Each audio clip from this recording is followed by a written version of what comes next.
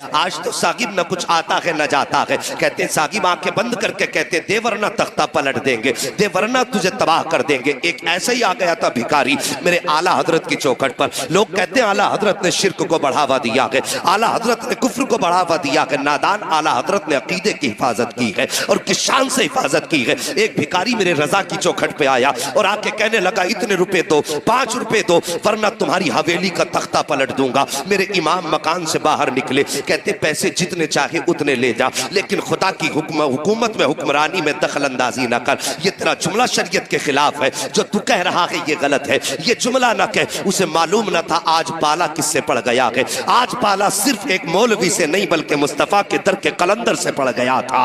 आप फरमाते हैं ये जुमला ना कह, बल्कि जितने चाहे पैसे ले ले। उसने कहा पैसे 10 देता है तो दे, वरना हवेली पलट दूंगा। माँ ने अंदर से आवाज दी, ये बेटे भिखारियों के मुंह नहीं लगा करते हैं, फकीरों के मुंह नहीं लगा करते हैं। ये बेटे जितने मांगता है उतने दे दे। आप फरमाते हैं माँ इसका मुस्तफा की शरीयत के खिलाफ है। अहमद रजा देने को हवेली दे देगा, लेकिन नबी की शरीयत के खिलाफ अगर कोई एक भी जुमला बोलेगा अहमद रजा उसे गवारा नहीं कर सकता है। अभी ये बातें हो रही थी कि सरकार मुफ्ती आजम हिंद के बचपन का जमाना था। आप छत के ऊपर टहल रहे थे, अचानक पैर फिसला, सर के बल जमीन पे गिर जाते हैं। आपकी वालिदा की चीख निकल जाती है। माँ कहती है अहमद रजा मैंने तुमसे कहा था बेटे फकीरों से उलझा नहीं करते, देखो तुम्हारा बेटा छत से गिर गया है। इतना सुनना था। मेरे इमाम कहते हैं ए माँ ये तो एक मुस्तफा रजा है, अगर मुस्तफा की शरीयत के लिए 1000 मुस्तफा रजा हो तो सबको कुर्बान कर दूंगा, लेकिन शरीयत का सौदा नहीं कर सकता हो। इतना कहना था।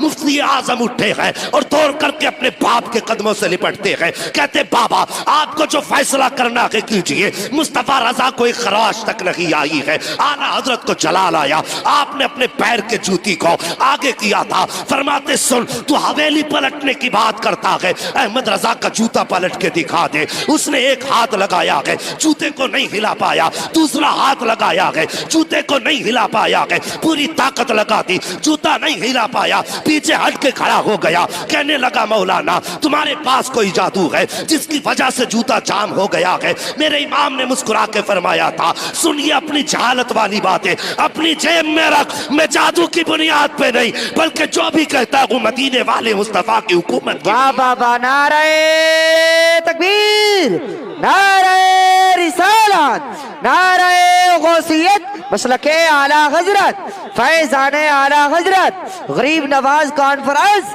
अल्लामा मुफ्ती हम्माद साहिब किबला, सरजमीने राजा का मझोला जिंदाबाद जिंदाबाद। सुभान अल्लाह सुभान अल्लाह। साहिबो हमारे रजा ने तो हमारे फिक्र की हिफाजत की है और तुम कैसे कहते हो इन्होंने शिर्क को बढ़ावा दिया है। उन्होंने तो हमारी फिक्र तक को बहकने ना दिया। उन्होंने तो हमें सिखाया है कि खुदा परस्ती क्या है, अल्लाह की इबादत क्या और उसकी बंदगी क्या है। साहिब तो आज आ जाते हैं हमारे मोहल्लों में आके कहते हैं साहब मुझ पे इतने हैं, मुझ पे इतने मैं यूं कर दूंगा। और मेरी भोली भाली मुस्तफा की उम्मत, मैं तुमसे एक बात कहूं कभी किसी के झांसे में ना आया करो। होता वही है जो रब चाहता है। मानेंगे इस बात को? होता वही है जो रब चाहता है, लेकिन उसे मनाने के अंदाज अलग होते हैं।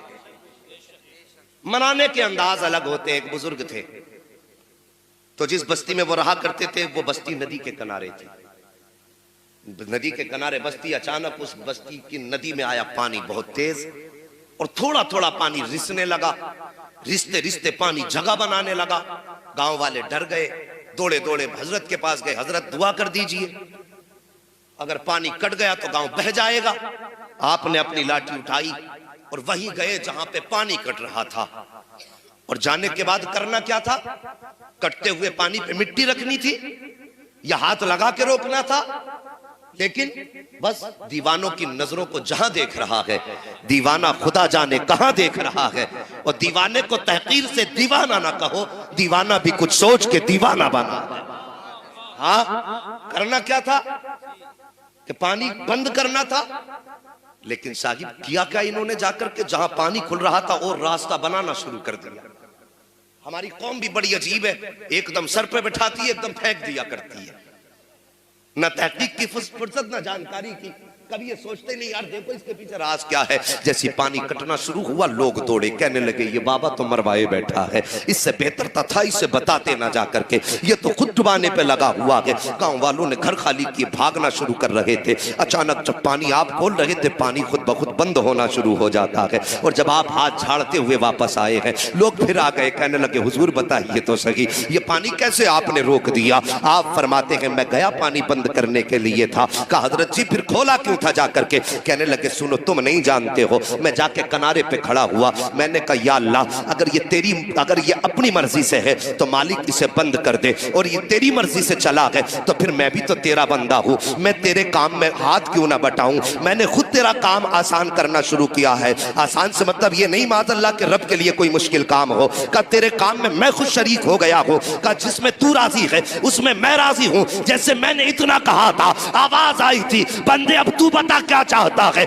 मैंने कहा मालिक पानी बंद कर दे। का इतना कहना था दरिया ने अपना रुख ले लिया है। ये मुस्तफा के उम्मत के अदाओं वलियों की अदाएं होती है, और ये अदाएं कब बनती है जब मुस्तफा की उम्मत को अपनी रजा को खुदा की रजा में ढालना होता है। तभी तो डॉक्टर इकबाल ने कहा था कि खुदी को कर बुलंद इतना कि हर तकदीर से पहले खुदा बंदे से खुद पूछे बता तेरी रजा। बाबा नारे तकबीर, नारे रिसालत, नारे गौसियत, मसलके आला हजरत, फैजाने आला हजरत, गरीब नवाज कॉन्फ्रेंस, अल्लामा मुफ्ती हम्माद साहिब किबला, सरजमीन राजा का मझोला, जिंदाबाद जिंदाबाद, सुभान अल्लाह सुभान अल्लाह। बात समझ में आ गई।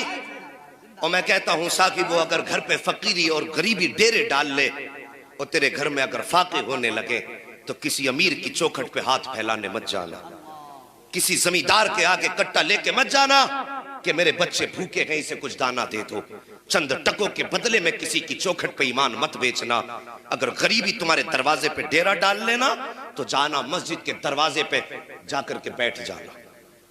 तवज्जो है, मस्जिद के दरवाजे पे जाके बैठ जाना और अल्लाह की रजा के लिए जो नमाज पढ़ने आए हैं अपने कपड़े से उनके जूते साफ करना, और ये सोच के करना कि मैं उन लोगों के जूते साफ कर रहा हूं जो मेरे रब की बारगाह में सजदा करने आए हैं। खुदा की कसम मुसीबतें कितनी भी बड़ी हो और ये 40 दिन अमल करके देखना, और फिर अल्लाह की रहमतें अगर तेरे घर पे डेरा ना जमा ले तो फिर आके गरेबान पकड़ ले। हमें तो उससे लेना ही नहीं आया, हमें उससे मांगना ही नहीं आया, हमने उसे राजी करने का कभी सोचा भी नहीं। अल्लाह अकबर, तुम्हारे दरवाजे पर अगर ऐसा कोई ढोंगी आ जाए कि मेरे हिस्से में इतने, मेरे कब्जे में इतने हैं, तो कभी उसके झांसे में मत आना। समझ रहे मेरी बात? उसके झांसे में मत आना। कोई बीमारी होती है डायरेक्ट कहते हैं इसे तो करा दिया है पड़ोसी ने। इन मियाओं ने कौम को आपस में ऐसा लड़ा दिया, भाई को भाई का दुश्मन बना दिया। कहते बहुत बड़ा जादू तुझ पे है, वो बेचारा डर जाता कितना बड़ा जादू है, कराया किसने, कुछ तो बताओगे? कहता कि हाँ कद लंबा है, सेहत अच्छी है, तंदुरुस्तता है और रंग उसका गया हुआ है। एक बात बताओ, मैं अगर ये पहचान किसी को बता के जाऊं तुम्हारे गांव में कितने लोग ऐसे निकलेंगे? सैकड़ों निकलेंगे ना। तो जब किसी को बीमारी है तो कहता जरा करीब में नजर दौड़ा तो एक आध तो मोहल्ले में निकल ही आएगा। और अक्सर मियां क्या करते हैं, मुझे देख करके मेरे भाई का अंदाजा लगाते हैं। मैं इनके ढोंग बता के जा रहा हूं, मेरी कौम किसी के बहकावे में मत आना। मेरी तकरीर तबे यार को बेचैन करती है, सबब क्या है वही कहता हूं जो दिल पर गुजरती है। सबसे पहले अगर आप जाएंगे तो आपके नक्शे के मुताबिक आपके भाई का नक्शा आपके सामने रखेंगे। आप कहेंगे बिल्कुल सही कहा कि कौन है, कि मैं समझ गया। वहां से ये कह के आएंगे और दिल में गुबार पैदा हो चुकेगा कि मुझे जादू कराने वाला मेरा ही भाई निकला, और यहीं से नफरतें पैदा शुरू हो जाती हैं।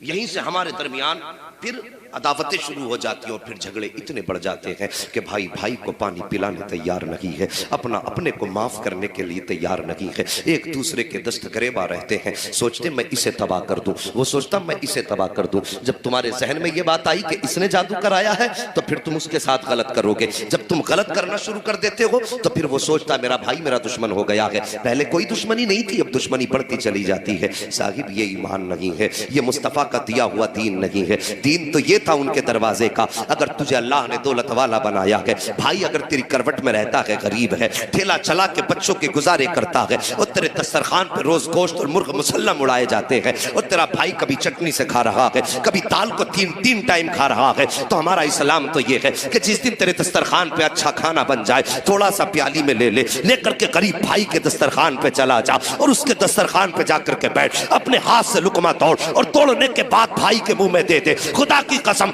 जिस दिन ये प्यार हमारे बीच में आएगा, इधर तुम मुस्कुराओगे, उधर मदीने वाला मुस्तफा मुस्कुराने लग जाए। ये है इस्लाम। तो हमारी कौम को तबाह कर दिया इन झूठे और मक्कार